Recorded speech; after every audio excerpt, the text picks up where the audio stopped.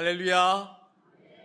하나님의 평강이 이 시간 함께하고 있는 모든 믿음의 가족들에게 늘 함께 하시기를 축복합니다. 사랑하는 성도 여러분, 우리가 이 세상을 살아가면서 잊지 않고 반드시 기억해야 할 것이 있습니다.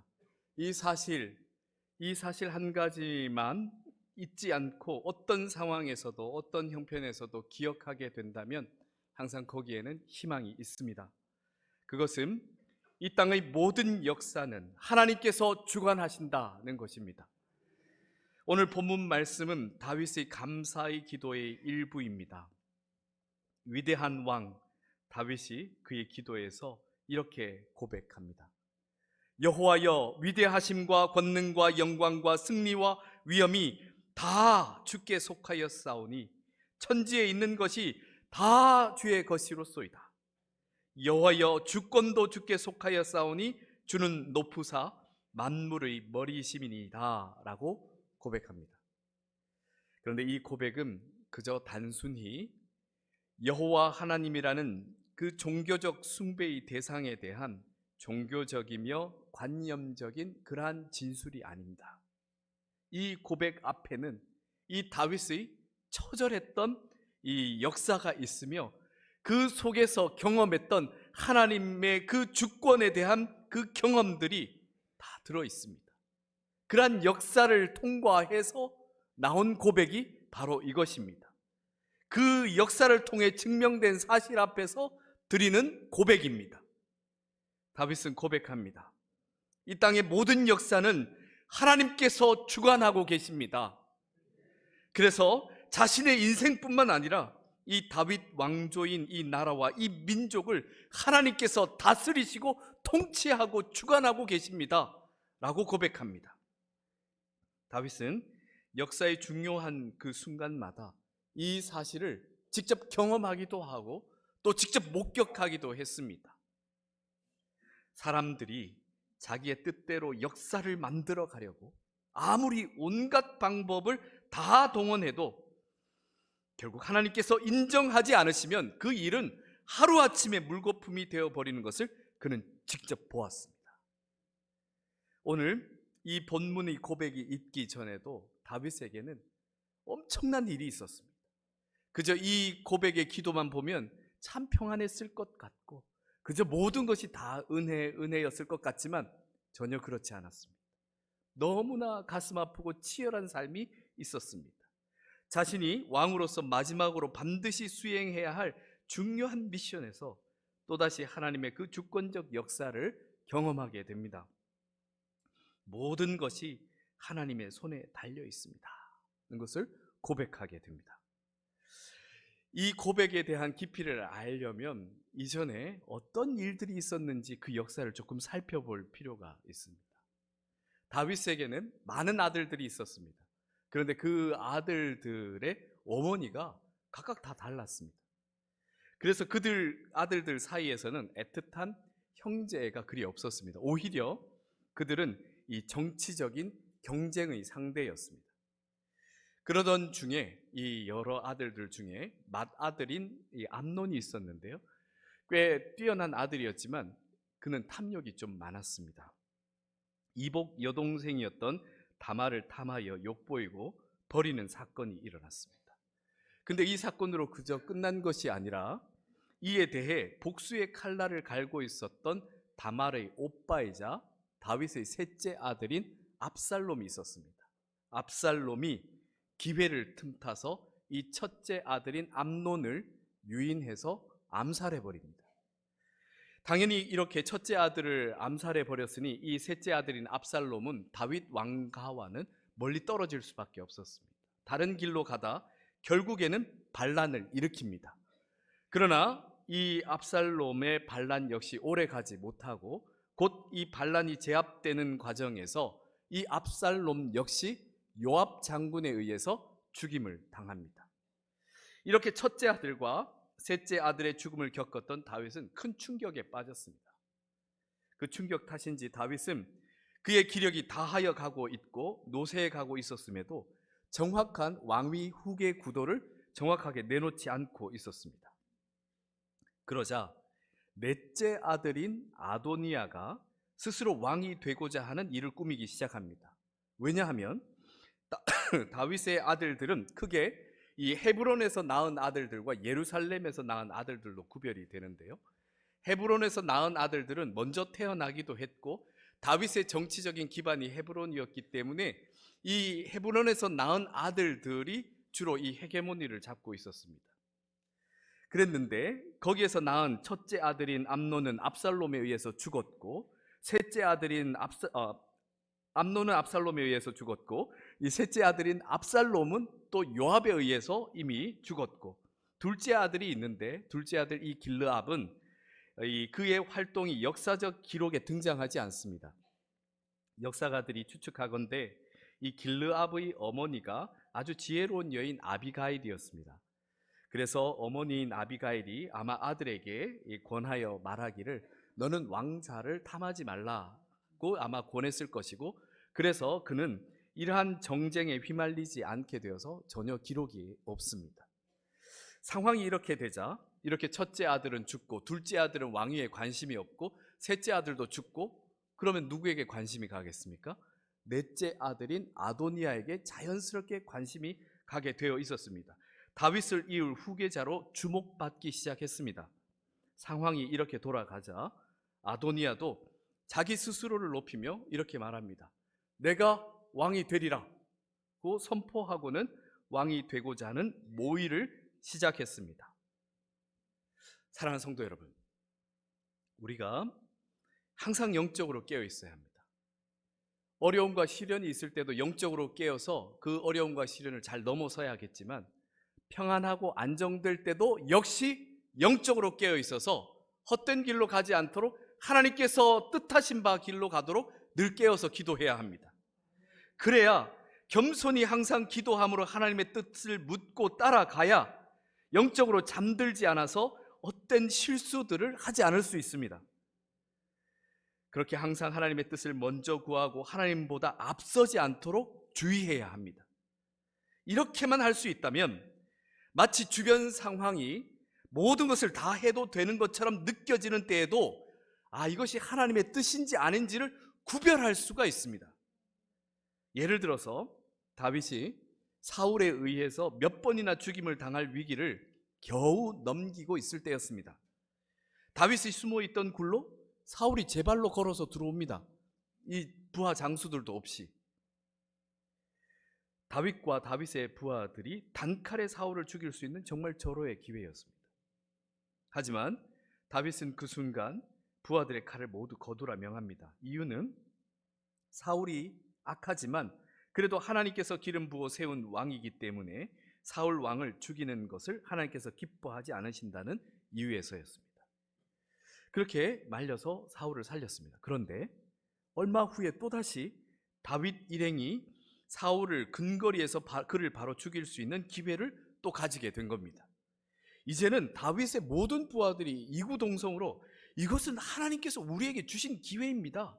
이 모든 상황이 딱 맞춰져 가고 있습니다.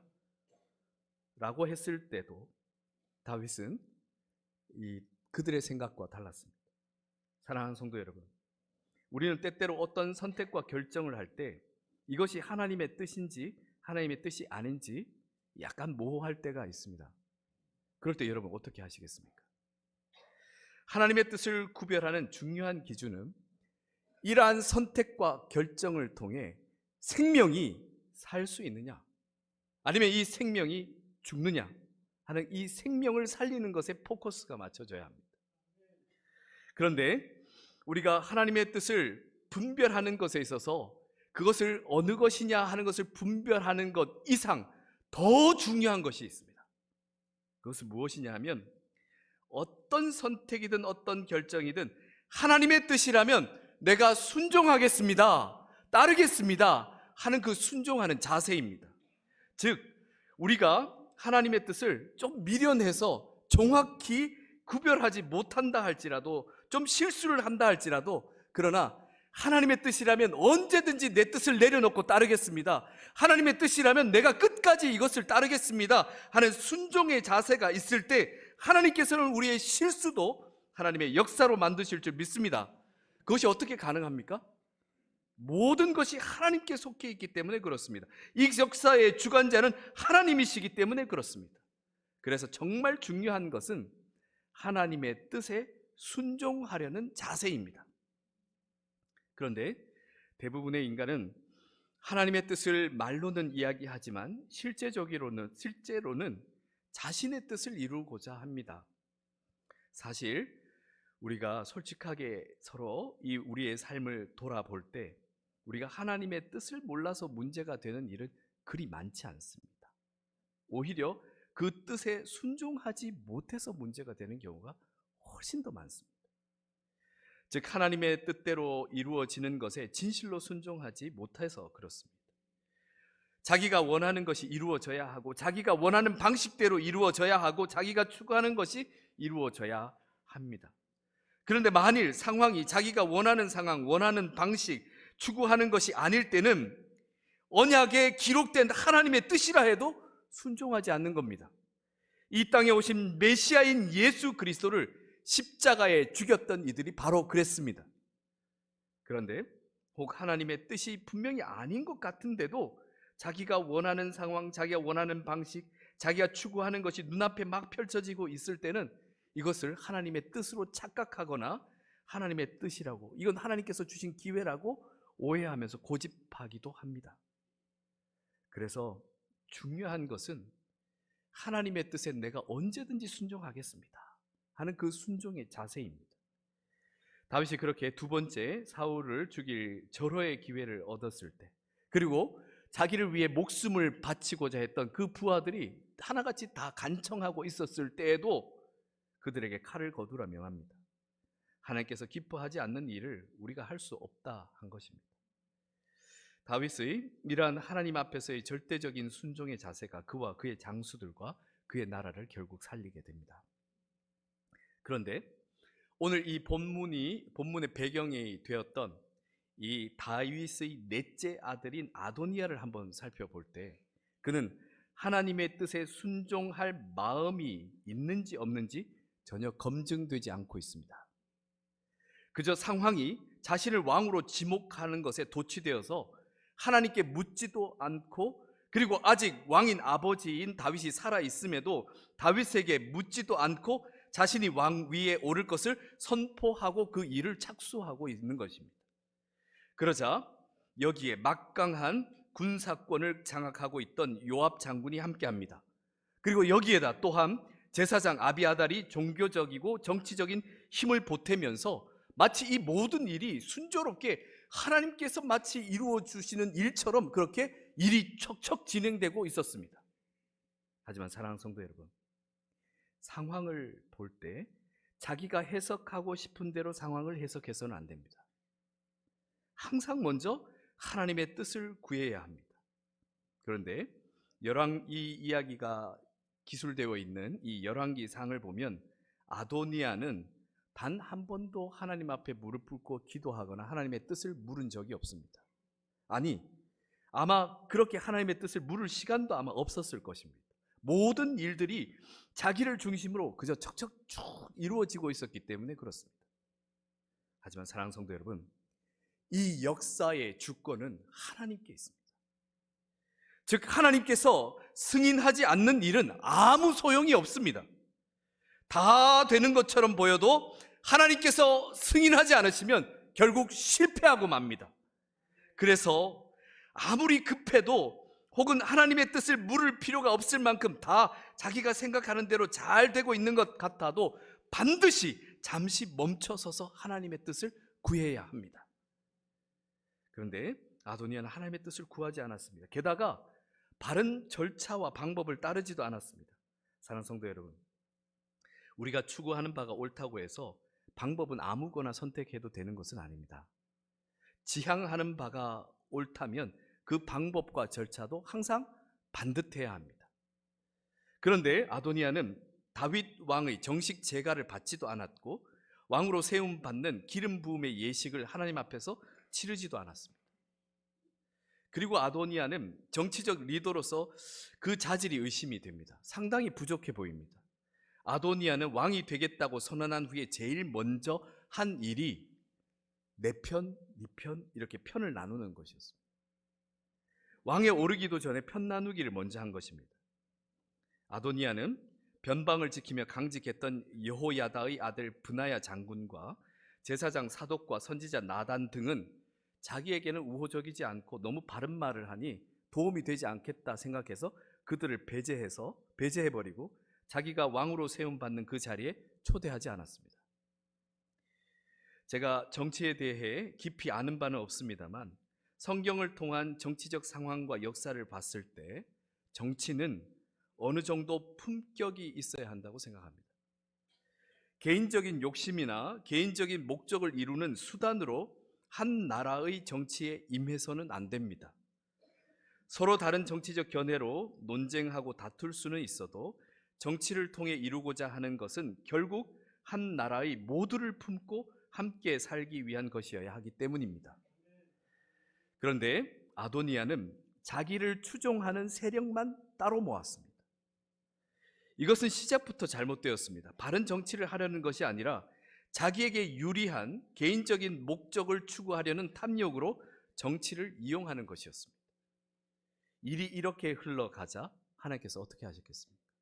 그 물길을 막으시고 새로운 물길을 여십니다.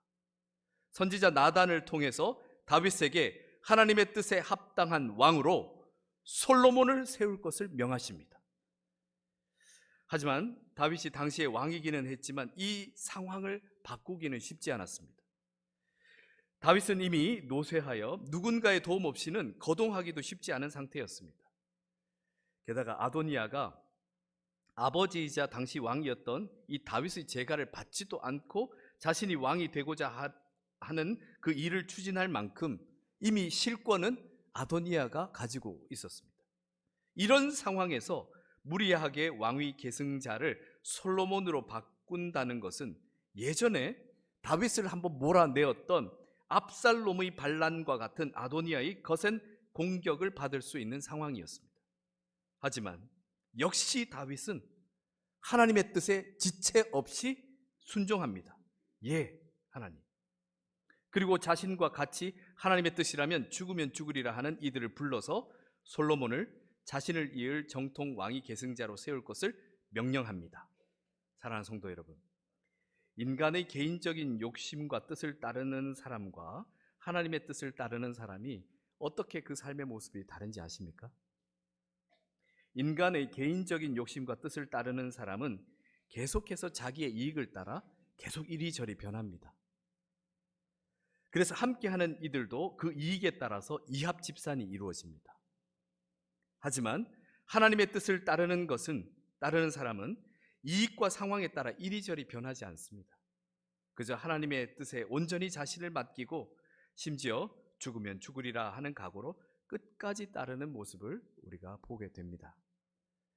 이러한 각오로 당시 다윗 왕의 부름을 받았던 사람들은 다윗 왕국의 변방 수비를 충성되게 감당하고 있었던 브나야 장군, 그리고 하나님의 뜻을 전한 선지자 나단, 그리고 제사장 사독이 그들의 목숨을 걸고 하나님의 뜻에 의한 다윗의 명령을 따라 솔로몬의 왕위 즉위식을 합법적인 절차로 진행을 합니다. 먼저 솔로몬을 왕의 노새에 태워 예루살렘의 주요 수원지인 기혼으로 내려가 솔로몬이 왕의 정통 후계자임을 많은 백성 앞에 알립니다. 그리고 하나님이 왕을 세우시는 절차로 제사장이 솔로몬에게 기름을 붓습니다. 이러한 정식 절차를 통해 하나님이 통치하시는 신정국가의 왕위 즉위식이 진행되었음을, 또한 뿔나파를 불어서 솔로몬에게 왕위가 승계되었음을 만천하에 공포하게 됩니다. 사실 당시 상황에서는 이렇게 진행되는 것이 불가능해 보였습니다. 하지만 역시 역사의 주권은 하나님께 있습니다.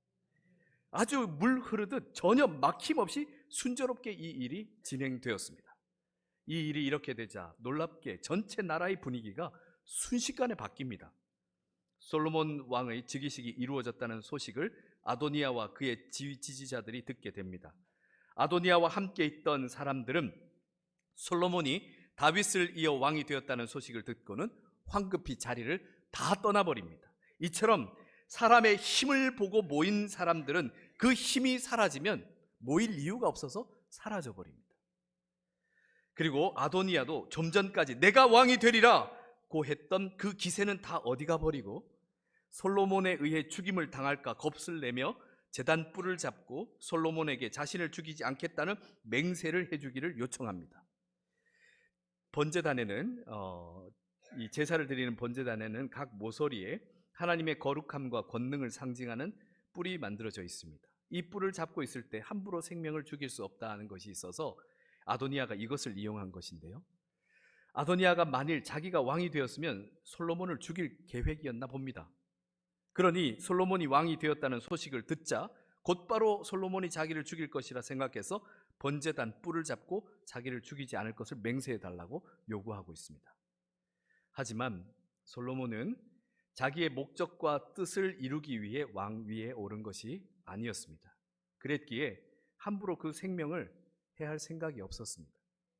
솔로몬은 아도니아가 자기의 뜻대로 왕위에 오르려 했던 것에 대해서 죽이지 않겠다 약속하고 그를 집으로 돌려보냅니다. 하지만 나중에 아도니아가 사람이 개과천선하기가 쉽지 않는 것이 아도니아가 나중에 이 죄가 아닌 자기의 다른 죄로 말미암아 죽음을 자초하게 됩니다.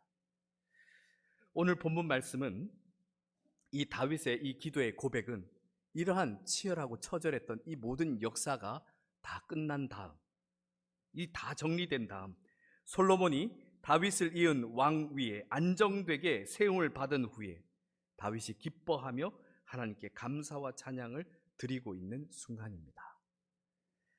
사랑하는 성도 여러분, 우리는 지난주 기쁨의 부활절을 맞았습니다. 예수 그리스도의 부활을 함께 기뻐하였습니다. 그런데 그 부활이 있기까지 얼마나 수많은 일들이 있었다는 것을 우리는 고난주간 사순절을 보내면서 알게 됩니다. 예수 그리스도의 그 당시, 예수 그리스도의 부활하실 것과 끝까지 예수 그리스도를 따르기란 참 쉽지 않은 일이었을 겁니다. 예수 그리스도께서 십자가에 달려야 했던 그 당시 상황은 모든 것이 순식간에 다 그렇게 되어야 하는 상황처럼 진행됩니다. 대제사장과 로마의 총독까지 모든 권력들이 예수를 죽이는데 동조하거나 묵인해 버립니다.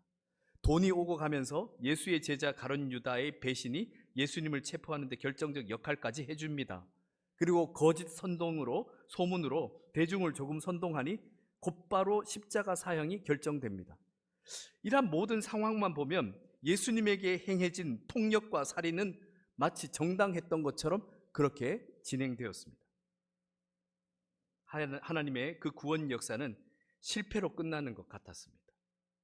그런데 이러한 상황에서도 이 모든 역사를 주관하시는 분은 오직 하나님이시며 하나님께서 반드시 이 상황을 통해 구원의 역사를 이루실 것이라는 믿음으로 절대 순종하고 계셨던 분이 계십니다.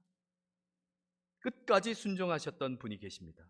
바로 그분이 십자가에 달리신 예수 그리스도셨습니다. 그래서 예수 그리스도의 이 부활, 사망 권세를 모두 이기시고 부활하신 이 부활의 의미는 하나님께서 이 역사의 주인으로서 승리하신 사건이며 하나님께서 생명 구원의 역사를 이루셨다는 확실한 증거입니다. 주님께서 사랑하신 성도 여러분, 우리에게 주어진 상황에 의해서만 판단하고 흔들리지 마시기 바랍니다. 모든 상황이 참 평하고 좋다고 해서 모든 것이 그저 하나님의 뜻을 묻지도 않고 살아도 되는 그러한 상황은 없습니다. 늘 하나님 앞에 겸손하게 기도해야 합니다. 그렇게 주님 앞에 겸손하게 주님의 뜻을 이루시기를 축복합니다. 그리고 우리의 상황이 암울하고 절망 가운데 폭풍 가운데 있다 할지라도 기억하십시오. 이 모든 역사의 주권은 하나님께 있습니다. 하나님을 믿고 신뢰하는 자를 하나님 결코 버리지 않으십니다. 그러기 위해 매일 자기의 욕심을 내려놓고 하나님의 뜻에 순종하는 훈련을 해야 합니다. 이 복된 삶이 잘 훈련되면 어떻게 되느냐? 너무 좋습니다. 왜?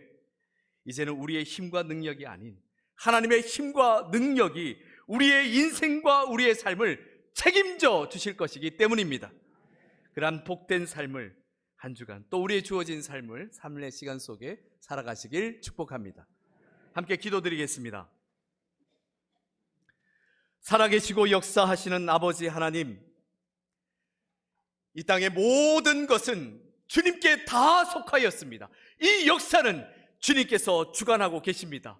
그러니 반드시 우리에게 이루어질 그 구원의 역사는 우리에게 이루어지고야 맙니다. 아버지 하나님, 이 믿음으로 살아가는 믿음의 형제 자매들, 어떠한 상황 속에서도 어리석음 가운데 거짓된 것에 속지 않게 하시고, 그리고 폭풍과 같은 어려움과 절망 속에서도 좌절하지 않게 하시고, 희망 가운데 주님을 따라 나아갈 수 있도록 인도하여 주시옵소서. 오직 하나님의 그 뜻 가운데 거하며 주님의 그 뜻을 이루는 생명구원의 사명을 이루고 주님께 영광 돌리는 삶이 되게 하옵소서. 우리 주 예수 그리스도의 이름으로 기도드립니다. 아멘.